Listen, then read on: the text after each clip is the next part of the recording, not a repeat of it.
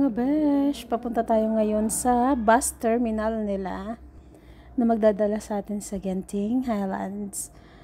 Marami pang destinasyon kasi ito talaga yung kinalang pinaka bus terminal. Kung sa Pilipinas pa, Cubao bus terminal or Pasay bus terminal. Basta ito yung kanilang bus terminal. Tawag nila dito is TBS.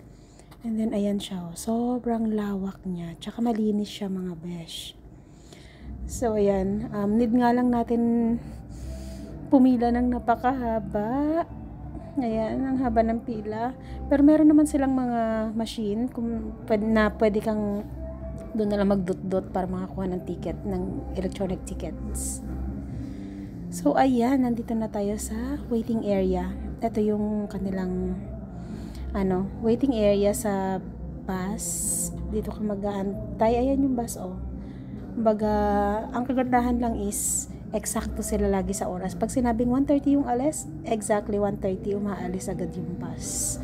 So, hindi mo kailangang magantay ng matagal. Hindi katulad sa Pinas, pag sinabing 2:00 ang alis, inabot pa ng 3 or 4 ang alis. O, diba?